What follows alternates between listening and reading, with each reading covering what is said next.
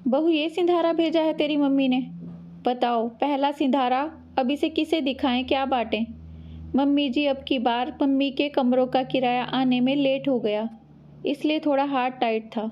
अरे तो इन सब त्योहारों की तैयारी क्या साथ के साथ होती है? थोड़ा बहुत पहले से करके रखना चाहिए ना। सुनते हो? सिंधारा देख लो। सुन लिया सब। देखना क्या है, रख दो सब सामान उठाकर। लेकिन अड़ोसी पड़ोसी 10 दिन से बोल रहे हैं, शिवानी का पहला सिंधारा आएगा बहन जी। समदन के यहाँ की मिठाई जरूर खिलाना। अरे तो यही से मंगवा लो, वहाँ की बताकर बांट देना। अब बिना बाप की बेटी है, क्या कर सकते हैं। मैंने तो रिश्ता ही इस भावुकता में आकर लिया था कि चलो बाप नहीं है। पता नहीं कौन कब रिश्ते को हाँ कहेगा, सो मैं ही हाँ कर देता हूँ। ये बात शिवानी को हमेशा तीर की तरह चुभ जाती है। मानो पिता न होने के कारण वो दया की पात्र हो गई।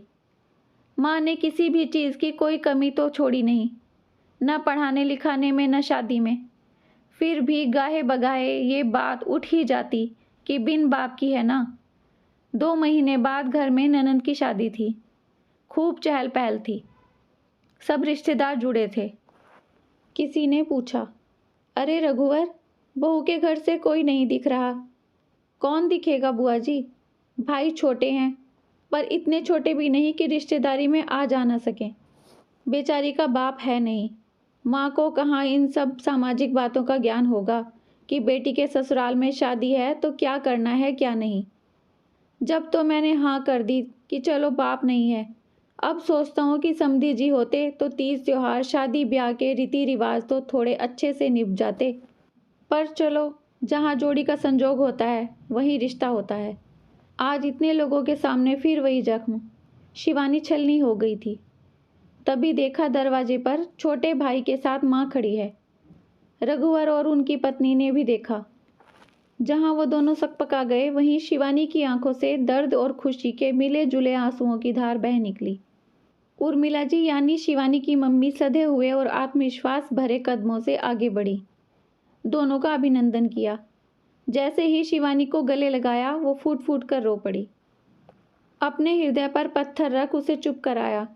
फिर रघुवर जी की तरफ देखते हुए उनकी पत्नी से कहा, बहन जी, बाहर गाड़ी में शगुन का सामान है, जितना हम दोनों ला सके ले आए, बाकी आप कृपया उतरवा लीजिए। अरे इतना सब करने की क्या ज़रूरत थी? ये तो बस ये चाहते थे कि बहू की तरफ से भी कोई सम्मिलित हो ब्याह में। उर्मिला जी भावनाओं पर काबू रखती हुई बोली, बहन जी, बेटी को मन से जितना भी दो कम ही लगता है।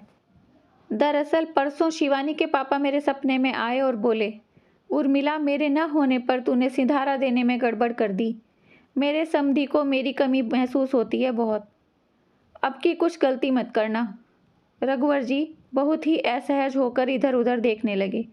वो वहाँ से हटने की सोच ही रहे थे कि उर्मिला जी बोली, भाई साहब, आपको हर बात में महसूस होता है कि शिवानी के पापा होते तो ये ऐसे होता, ये वैसे होता। आप तो समधी हैं, सोचिए उनकी बेटी को कितनी कमी महसूस होती होगी। वो भी यही सोचती होगी कि पापा होते तो ये कहती, ये करती।